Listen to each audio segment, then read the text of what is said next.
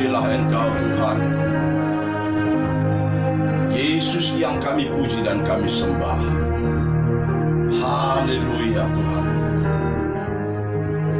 Haleluya. Tak tersembunyi kuasa Allah, kalau lain ditolong, saya juga. Tangannya terbuka menunggulah,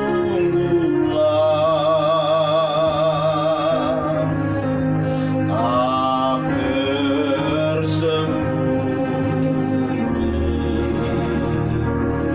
kuasa Allah, tak tersembunyi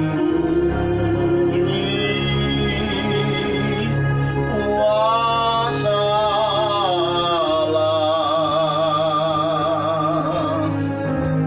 kalau lain ditolong, saya juga. Tangannya terbuka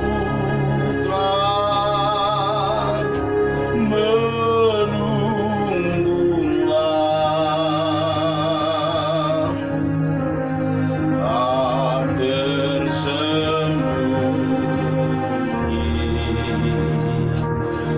kuasa Allah. Saudara-saudara, hari ini kita bersyukur masih tetap ada dalam Yesus Tuhan, karena di dalam Dia ada kekuatan dan kemenangan iman.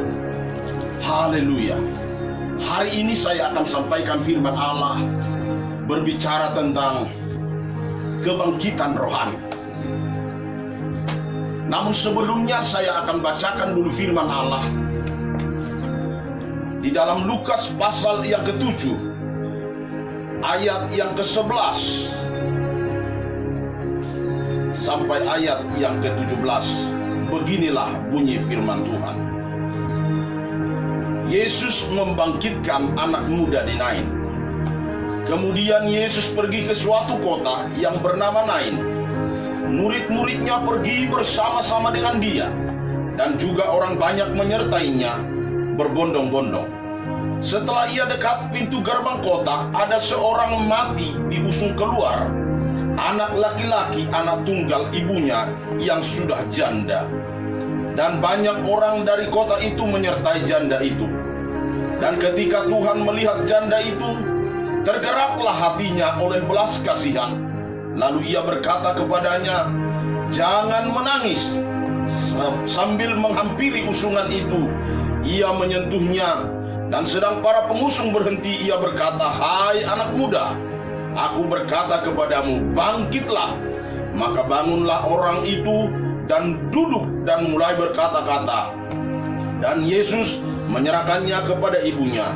Semua orang itu ketakutan, dan mereka memuliakan Allah sambil berkata, "Seorang nabi besar telah muncul di tengah-tengah kita, dan Allah telah melawat umatnya." Maka tersiarlah kabar tentang Yesus di seluruh Yudea dan di seluruh daerah sekitarnya. Saudara-saudara, kata Nain memiliki arti semerbak, harum. Sebuah tempat yang kalau harum dan semerbak, tentunya tempat itu adalah tempat yang menyenangkan.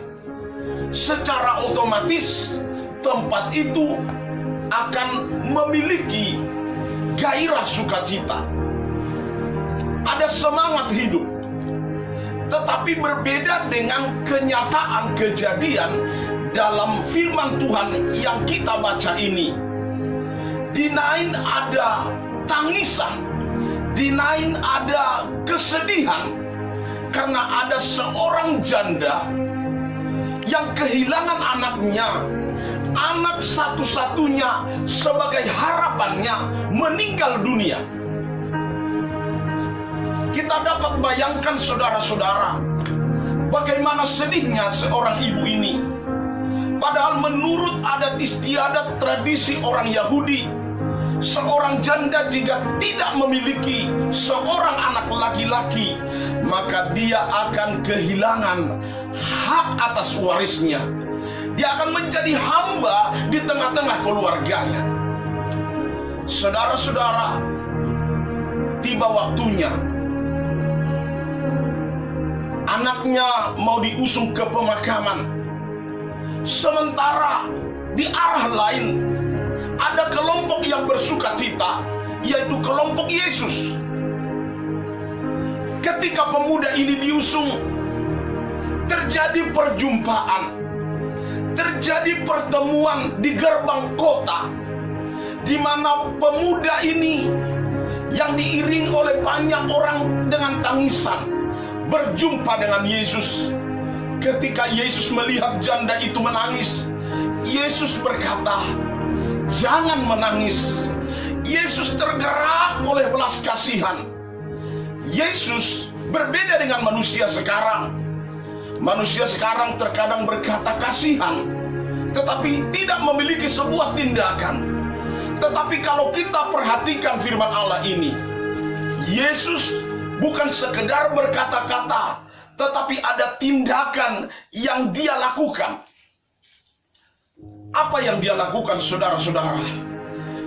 Dia menghampiri usungan itu, sementara yang mengusung anak itu menurunkannya. Yesus berkata kepada anak laki-laki itu yang sedang mati itu, dia menyentuhnya dan berkata, "Hai anak muda, bangkitlah." Bahasa aslinya disebut talitakum, artinya bangun, bangkit. Pada saat itu terjadi mujizat Tuhan. Sesuatu di luar jangkauan pikiran manusia terjadi. Pemuda itu benar-benar bangkit. Lalu Yesus menyerahkan anak itu kepada ibunya. Saudara-saudara, apa yang saudara sedang alami hari-hari ini? Ketika saudara mengalami kebangkitan iman, ketika saudara mengalami kebangkitan rohani, saudara akan banyak melihat keajaiban Tuhan terjadi. Saudara akan dapat mengalami namanya demonstrasi kuasa Tuhan dinyatakan atas hidupmu. Ketika rohani saudara bangkit, engkau akan melihat kesembuhan terjadi. Hidupmu dipulihkan Tuhan, rohanimu mengalami kemajuan, dan engkau melihat pertolongan Tuhan nyata atas hidupmu. Tetapi yang menjadi pertanyaan hari-hari ini, terkadang banyak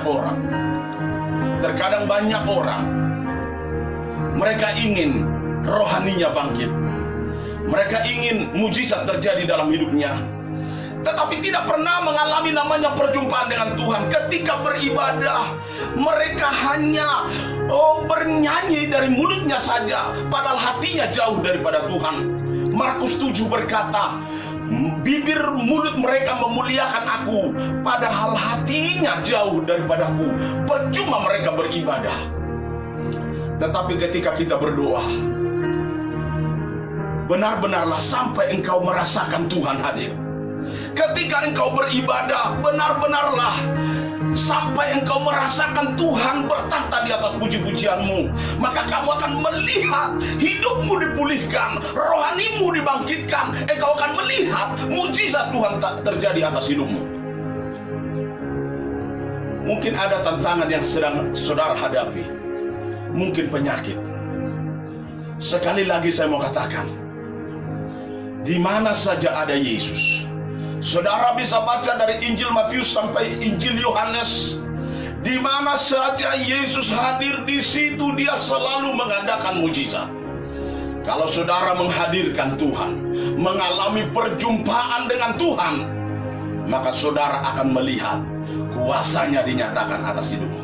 Engkau tidak perlu takut dan khawatir atas kejadian yang terjadi pada hari-hari ini, karena Tuhan adalah Allah yang hebat bagi hidup saudara. Lalu yang kedua, percayailah, imanilah bahwa Yesus yang engkau kenal, yang engkau sembah, yang engkau jadikan sebagai Tuhan dan Juru Selamat, bukan manusia biasa, tetapi memiliki belas kasihan. Dia adalah Tuhan yang penuh dengan belas kasihan. Bukan sekedar berfirman dan berkata-kata, tetapi Dia akan bertindak, memberikan pertolongan atas hidupmu. Kedua hal ini jadikan menjadi kekuatan dalam hidupmu hari ini. Miliki perjumpaan dengan Tuhan. Ketika engkau melakukan ibadah, berdoa, berseru kepada Tuhan, ingat sampai engkau merasakan Dia hadir. Lalu yang kedua, yakini bahwa Yesus yang kita kenal Tuhan dan Juru Selamat, Dia penuh dengan belas kasihan. Haleluya. Saya akan berdoa buat saudara. Percayalah bahwa Tuhan yang engkau puja, yang engkau yakini, sanggup menolong engkau. Maka akan terjadi kebangunan iman dalam hidupmu. Haleluya. Kita akan bernyanyi dulu. Haleluya, haleluya. Terima kasih Tuhan. Terima kasih Tuhan, terima kasih Tuhan. Di kondisi zaman saat ini, tetaplah berseru berserah kepada Tuhan. Ketika engkau datang kepada Tuhan, alamilah perjumpaan dengan Tuhan. Terima kasih Tuhan. Terima kasih Yesus. Haleluya. Terima kasih Tuhan. Haleluya Tuhan. Haleluya. Zaman sekarang berjagalah. Lihat dunia bergelora, kedengaran sini sana banyak kabar menggemparkan. Berlindunglah dalam sabda Allah. Terima kasih Tuhan. Sebagai hamba Tuhan, hamba berdoa agar setiap yang mendengarkan firman Tuhan ini mengalami perjumpaan dengan Tuhan. Ada gairah hidup untuk bertemu dengan Tuhan. Mereka memacu diri untuk serius dengan Tuhan, membuka hati di dalam Tuhan. Oleh sebab itu, bangkitkanlah iman mereka Tuhan. Bangkitkan rohani mereka Tuhan, agar dapat melihat kebesaran Tuhan, agar terjadi mujizat demi mujizat terjadi dalam hidupnya. Kalau ada dari antara mereka yang sedang sakit hari ini, mari Tuhan lawat dan Tuhan sembuhkan. Dalam nama Yesus Tuhan, kuasa bilur-bilurnya menyembuhkan engkau dalam nama Yesus. Kuasanya dinyatakan atas engkau dalam nama Yesus Kristus. Kami percaya Tuhan, Engkau berkarya di tengah-tengah umat-umat-Mu yang berharap, yang percaya, yang berseru kepada Tuhan.